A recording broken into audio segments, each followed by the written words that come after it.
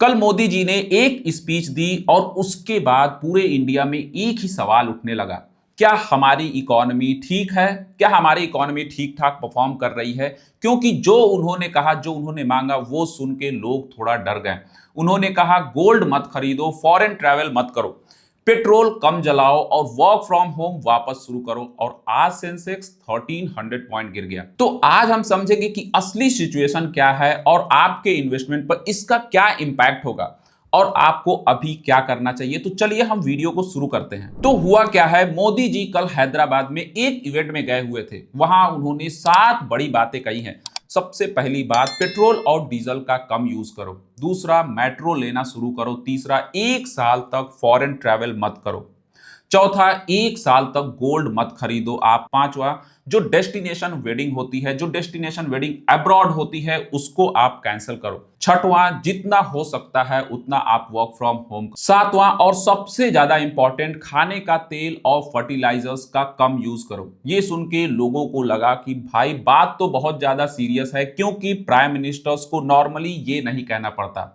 तो पहले हम समझते हैं कि ये नौबत आई क्यों। देखो, इसकी बड़ी वजह है वेस्ट एशिया की वॉर। फरवरी 28 को ईरान और इजराइल अमेरिका के बीच में बहुत बड़ा कॉन्फ्लिक्ट शुरू हुआ और इसी की वजह से एक बहुत बड़ी चीज हुई, बहुत इंपॉर्टेंट चीज हुई, जो आपको देखने को मिला। स्ट्रेट ऑफ हॉर्मोज पार्शियली बंद हो गया।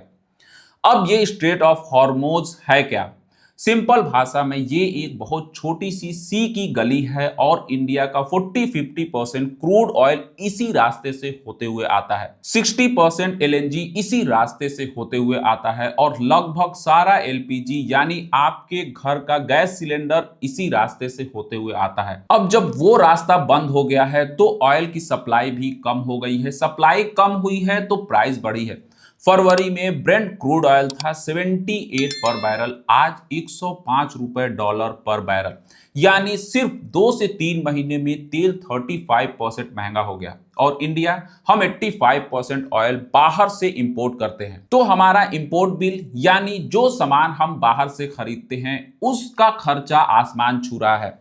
इसके साथ साथ रूपी भी गिर रहा है, ऑलमोस्ट ऑल टाइम लो पर आ गया है डॉलर के अगेंस्ट में। तो जो करंट सिचुएशन है वो अभी ये है कि महंगे होते हुए तेल, गिरती हुई रूपी और बंद ट्रेड रूट, यही वजह है कि मोदी जी को लोगों से अपील करनी पड़ रही है। अब आते हैं सबसे बड़ा सवाल पे, क्या इंडिया की इकोनॉमी क्रैश होने वाली है? ऑनेस्ट आंसर है बिल्कुल नहीं, लेकिन प्रेशर बहुत रियल है। देखो, क्रैश और जो प्रेशर होता है उसमें फर्क होता है। अभी इंडियन इकोनॉमी स्ट्रेस में जरूर है, क्रैश बिल्कुल नहीं होने वाला। यूबीएस जो एक बहुत बड़ा ग्लोबल बैंक है, उन्होंने इंडिया का जो जीडीपी ग्रोथ का फोरकास्ट है उसको घटाया है। पहले था 6.7%, अब उन्होंने किया है 6.2%। मतलब ग्रोथ होगी, बस थोड़ा सा स्लो होगी। लेकिन जो चीज अभी भी रियल प्रॉब्लम बनी हुई है वो है, सबसे पहला है फ्यूल प्राइस हाइक आने वाली है। जब गवर्नमेंट पर इसका प्रेशर पड़ेगा, जब गवर्नमेंट पर प्रेशर आएगा तो पेट्रोल महंगा होगा।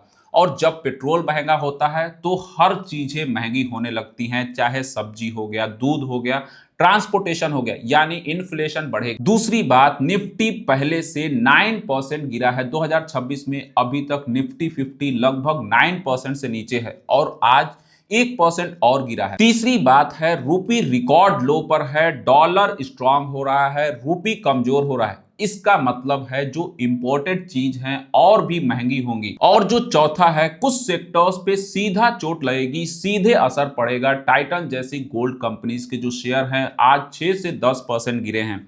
इंडिगो जैसे एयरलाइंस के भी शेयर भी गिरे हैं, क्योंकि लोग फॉरेन ट्रेवल्स कम करेंगे तो टिकट जो है वो कम बिकेगा। तो ओवरऑल पिक्चर जो है वो दिक्कत वाली जरूर है, लेकिन घबराने वाली बिल्कुल भी नहीं है। इंडिया अभी भी ग्रो कर रहा है। हाँ, रास्ता थोड़ा टफ है। अब आते हैं असली बात पे कि आपको क्या करना चाहिए इस करेक्शन में। म्यूचुअल फंड में अगर आप एसआईपी करते हो तो सुनो यार, मत रोकना अपनी एसआईपी को। ये टाइम एक्चुअली अपॉर्चुनिटी का टाइम होता है। जब भी मार्केट गिरता है तो आपको आपकी एसआईपी के जो यूनिट्स होते हैं वो ज्यादा मिलते हैं।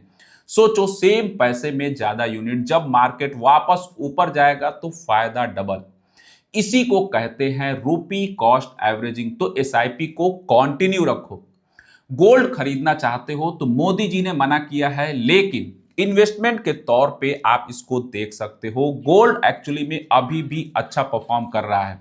वॉर के टाइम पे गोल्ड हमेशा ऊपर जाता है, लेकिन फिजिकल गोल्ड यानी कि ज्वेलरी को अवॉइड करो। आप फिजिकल गोल्ड को अवॉइड करो। अगर इन्वेस्ट करना चाहते हो तो गोल्ड ईटीएफ हो गया या फिर म्यूचुअल फंड का रास्ता देख सकते हो। कम खर्चा ज्यादा स्मार्ट। अगर आप स्टॉक मार्केट में इन्वेस्ट करते हो तो तेल पे जो डिपेंडेंट कंपनीज हैं, जो सेक्टर है, उसको अवॉइड करो, जैसे कि एविएशन हो गया, पेंट हो गया, टायर हो गया, एफएमसीजी हो गया। इनमें शॉर्ट टर्म में दिक्कत रहेंगी, लेकिन जो सेक्टर्स अभी भी इंटरेस्टिंग हो सकता है वो है रिन्यूएबल एनर्जी, क्योंकि जब ऑयल महंगा होता है तो सोलर और विंड की डिमांड बढ़ती है। उसके बाद आता है डिफेंस सेक्टर। इंडिया में डिफेंस की स्पेंडिंग बहुत ज्यादा बढ़ी है। उसके बाद आईटी, डॉलर्स स्ट्रांग है तो इंडियन आईटी कंपनीज को एक्सपोर्ट से ज्यादा रेवेन्यू मिलेगा, ये काफी इंपॉर्टेंट है। उसके बाद आता है इमरजेंसी फंड, ये सबसे ज्यादा इंपॉर्टेंट है। अगर फ्यूल प्राइस हाइक आई तो इन्फ्लेशन बढ़ेगा, तो आपके पास कम से कम 3 से 6 महीने का खर्चा लिक्विड फॉर्म में होना चाहिए। एफडी हो, लिक्विड फंड हो, कहीं भी रखो, लेकिन रखो जरूर। देखो तो समरी क्या है, मोदी जी की जो अपील है एक अलार्मिंग जरूर है लेकिन पैनिक नहीं है। इंडिया पर प्रेशर जरूर है लेकिन इंडिया अभी भी बहुत स्ट्रांग है। आपको करना क्या है, एसआईपी मत रोकना, आप एसआईपी को मत बंद करना, इमरजेंसी फंड बनाओ, आप स्मार्ट सेक्टर्स को देखो और अननेसेसरी पैनिक से आप दूर रहो। यार हर क्राइसिस में कुछ लोग डर के सब कुछ बेच देते हैं, जैसे कि मार्च में हुआ था, और कुछ लोग बहुत समझदारी से अपने पैसे को इन्वेस्ट करते हैं। आप किस साइड रहना चाहते हैं वो आप डिसाइड कर सकते हैं। अगर ये वीडियो आपको यूजफुल लगी हो तो वीडियो को लाइक करें, शेयर करें उन दोस्तों के साथ जो आज मार्केट देखकर घबरा गए। अगर आप चैनल पे नए हो तो चैनल को सब्सक्राइब करना बिल्कुल मत भूलें। मिलते हैं नेक्स्ट वीडियो में। Till then take care.